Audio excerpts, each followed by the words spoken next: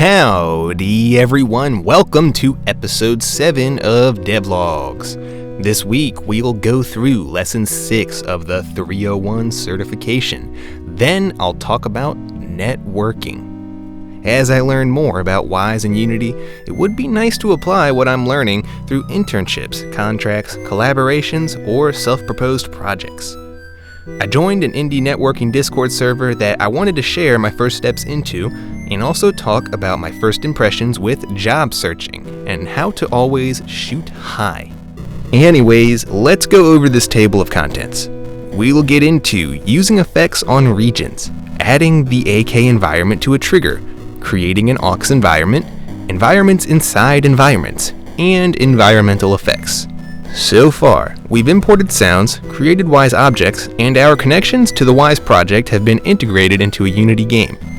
In this new scenario, we consider adding effects to the environment with the use of aux buses from our Wwise project.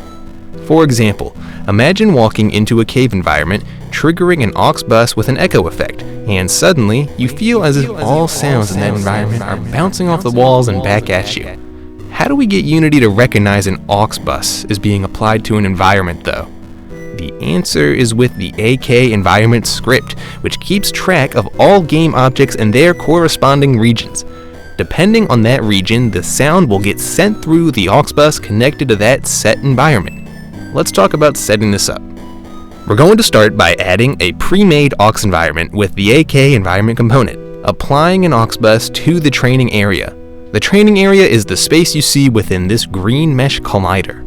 To reiterate, this mesh will have the aux bus applied to an AK environment component, which is tied to this mesh object in the inspector window. Any game object within this space that has the AK game object script can choose whether or not to recognize and allow for the aux sends effect to apply to it. This is done with the checkbox you see here, which says environment aware.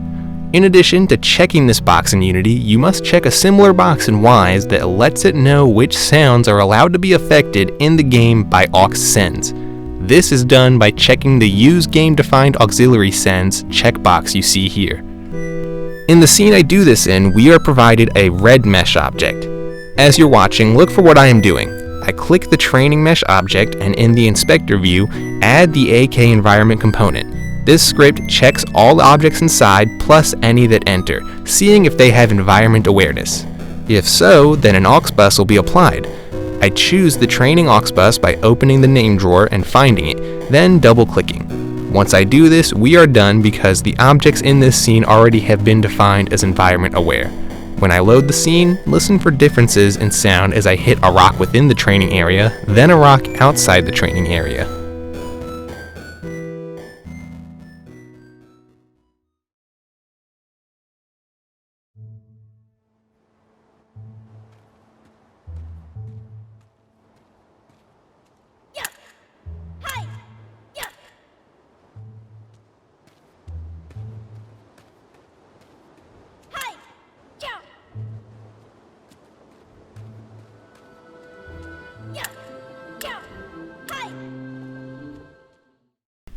The difference you're supposed to be hearing is a lack of reverb versus reverb being applied when we hit the rock in or out of the training area.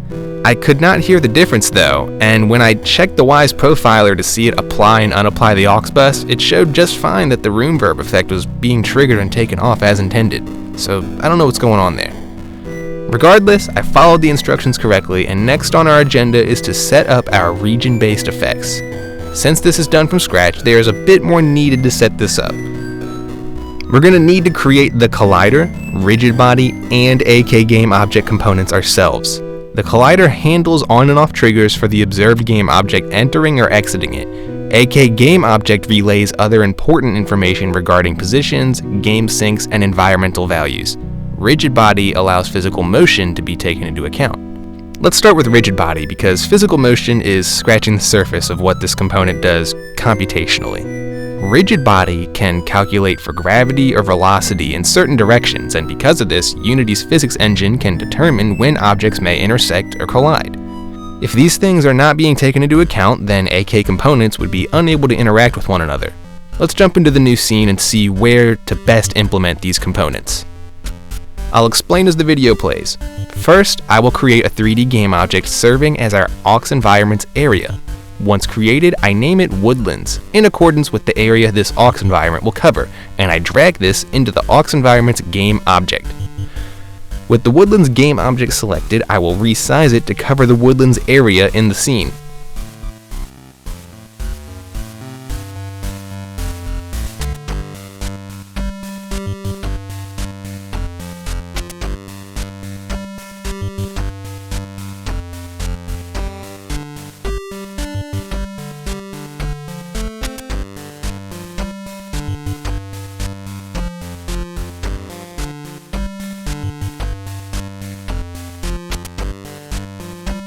I will now begin configuring the Woodlands object, starting by deselecting the mesh renderer component since it's sized appropriately and no longer needs to be visible. Currently, this game object is solid and nothing will be able to enter it. To fix that, I go into the box collider component, enabling the is trigger checkbox. Next, I add the AK environment component and am warned a rigid body has not yet been created and the trigger area will currently be unable to detect interaction from game objects. Putting the rigid body on our AK environment script reduces the number of rigid bodies needed for the scene, helping to prevent unnecessary processing power. Next up is assigning the aux bus to AK environment, like we've done previously, but this time I will choose the Woodlands aux bus. And finally, the scene does not include an AK game object component for the player.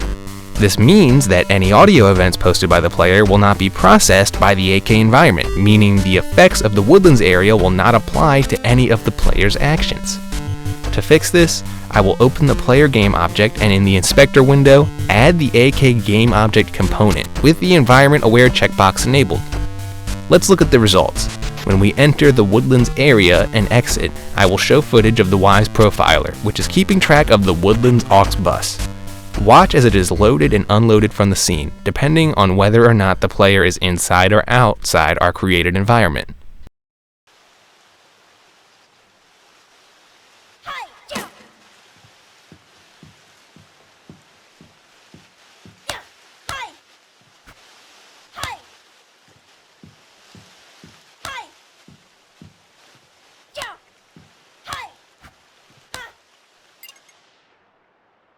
We spawn outside of the collider, and upon entering the Woodlands environment, are introduced to a subtle rustling of leaves from the trees. A cool thing to note is that the ambience of the environment is applying to all game objects with an awareness of the aux bus. If you look back at footage of the profiler, you'll see in the signal flow that the Woodlands aux bus is running the waterfall and player sounds through it, applying room verb to any events posted by these objects. The lesson moves on to a new scenario. What do we do if there are environments within an environment which need to prioritize a separate aux bus? In our case, the lesson is talking about the cabin area within the Woodlands environment.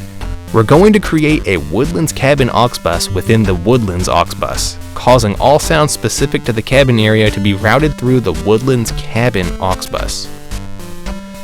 In this clip, I will create a 3D object and turn it into a trigger. We'll name it Woodlands Cabin, and it will be located within the aux environment's game object. We want this environment positioned within the cabin and sized appropriately. I start by searching for the cabin, which the lesson says is named Cabin in the Wood. After finding it, I click in the scene view and hold F to focus on the cabin. Then in the inspector view and within the transform component, I click the gear icon in the top right and select the drop-down option, Copy Component. You can't see this in the recording, but just know it's done. Next, I reselect the Woodlands Cabin game object. In the transform component within the inspector view, I paste the properties of the previous transform component's values. When I do this, the environment teleports to within the cabin and I am ready to resize it to fit the cabin's proportions.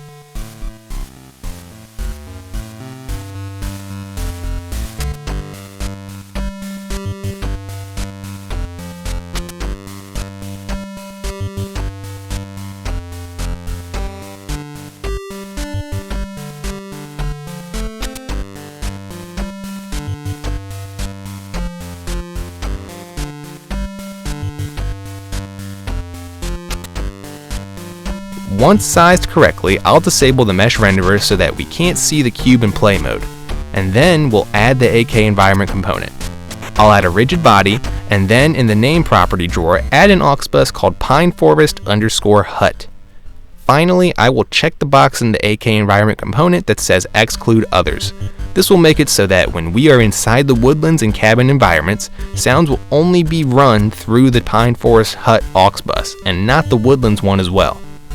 Let's see the results. I will also show footage of the Wwise profiler, which this time will keep track of the player. When attacking outside the cabin, you should see sounds routed through the woodlands aux bus. When inside the cabin, it should route through the Pine Forest Hut aux bus.